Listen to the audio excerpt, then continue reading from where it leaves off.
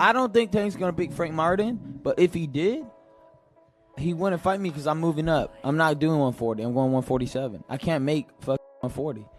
I never even technically fought at 140. I fought every time at 143. True. My body can't literally go lower than 143. It's impossible. He's gonna fight Tank Davis. It's a catch weight, okay? At 45, 44, just the way they did it to him. Yep. Now he's the man. Now he's the face of boxing. Come on now. Come on now. Yeah. Ryan Garcia has confronted Gervonta Davis on Live, asking him for a rematch after he defeated Devin Haney. Meanwhile, opinions are flying like pinches in the ring when it comes to the Devin Haney versus Ryan Garcia showdown. Even Teddy Atlas has shared his unique perspective. He tweeted, "No, I don't think it was all an act. But I do think in a way Ryan needed the craziness to get to the ring. And once there, he was bigger, faster, and stronger," he tweeted along with a photo of Garcia knocking down Haney. Garcia made history by becoming the inaugural fighter to overcome Haney, achieving a rare feat by scoring multiple knockdowns against him. Atlas delved into the intricacies behind Garcia's seemingly effortless victory, proposing various theories to decipher his remarkable accomplishment. Atlas added, "Crazy thing in crazy night is Garcia only fought in certain RDS and spots, and that actually served him. It made Haney get a false sense of security and caught by surprise at times. Haney's approach is not what it usually is. Walked in, no jab, looking for big shots. That's not him, not his style." To steal terms from Floyd, they thought it would be easy money prior to the bout.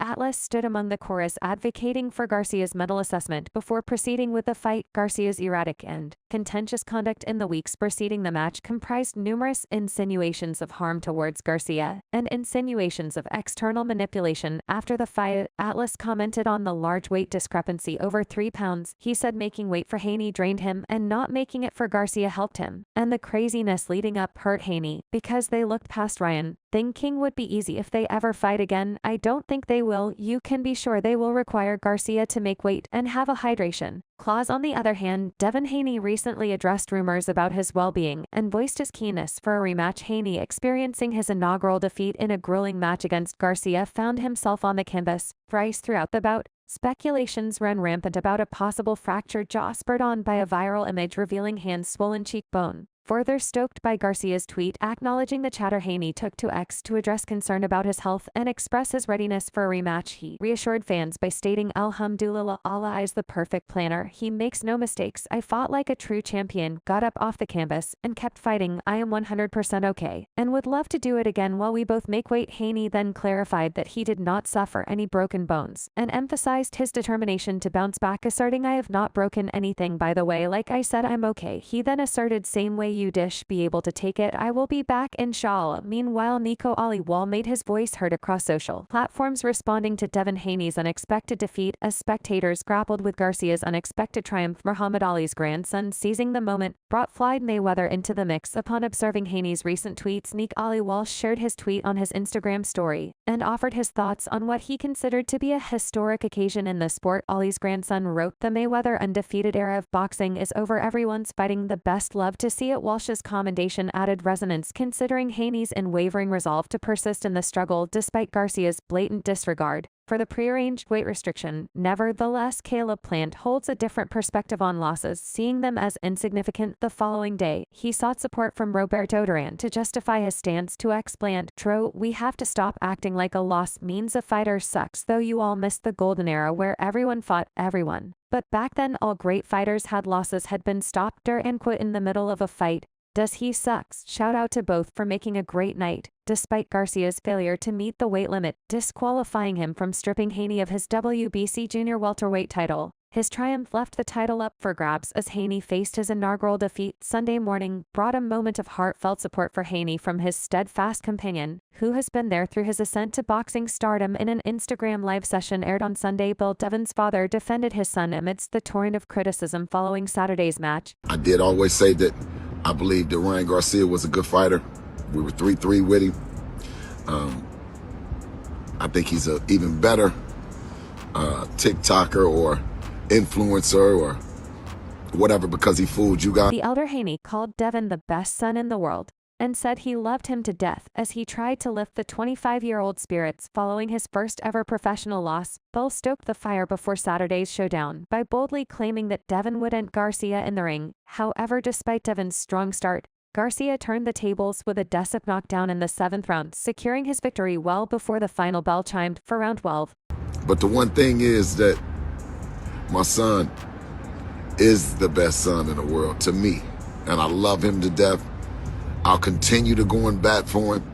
I'll continue to stay outside. Following Haney's humbling defeat, Bill announced his desire for a rematch between Garcia and his son. However, orchestrating this rematch will require careful coordination, as Garcia aims to face off against Jaron Ennis, Connor Ben Gervonta Davis, and possibly other opponents before contemplating another showdown with his long-standing rival Devin.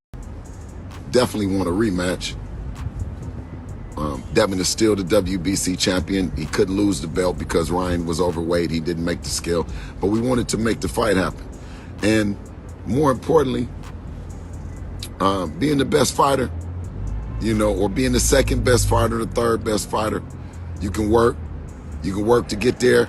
You can step back. Following an incredibly dramatic lead-up, the bout surpassed all anticipated outcomes. It's difficult to come across a more talked about bout this year. Seems like everyone's got something to say about Garcia's performance and his antics before the fight. For instance, Nita Zhu said Ryan pulled off the greatest heist of all time, shocking the world, pretending that he's mentally ill, pretending that he's been drinking every single night. He had a good game plan bringing the fight to Devin. Usually people are trying to outbox Devin, and Devin's usually the big gear guy on the night, and everything that Garcia did was just smart. Zhu's remarks highlight the significance of mind games and tactics in boxing by portraying himself as mentally unstable and engaging in questionable behavior. Garcia may have been trying to distract Haney and throw him off his game, so commends this strategy as genius and smart, suggesting that it played a crucial role in Garcia's victory. He added, even the £3 over that $1.5 million investment into getting that little advantage played a big role. It's just genius. It was a tactical move. I think he always knew that he wasn't going to make that weight. He got to a point where he was struggling, and he was like, it's not worth it. I'd rather pay it off. Additionally, Zhu mentions the issue of Garcia being £3 over the agreed upon weight limit, and the $1.5 million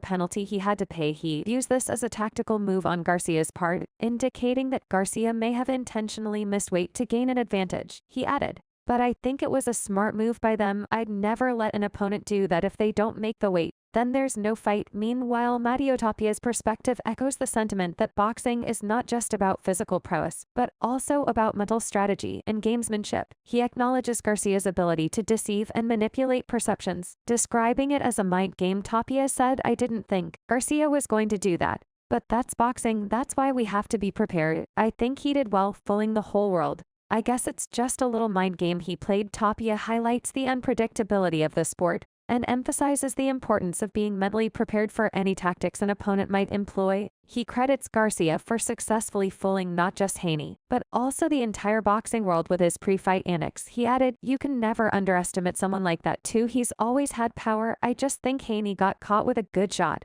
And that was it. Meanwhile, Mason Smith's reaction encapsulates the unpredictability and excitement that boxing fans love about the sport. His enthusiasm for the Garcia vs. Haney fight is palpable, describing it as the most exciting fight he's seen in a long time. He said, every time Garcia dropped him, I literally jumped up and nearly hit the roof. I was so excited. It was the most exciting fight I've watched in such a long time. Smith admits to underestimating Garcia's ability, like many others, expecting Haney to win based on his perceptions and possibly the general consensus. This highlights the element of surprise and the importance of not underestimating any fighter regardless of their pre-fight antics or the opinions of experts. He added, I thought Garcia was just incredible. I thought Haney was going to win. That all the guys at the gym asked me, who's going to win? I said Haney. No doubt. That's the beauty of the sport.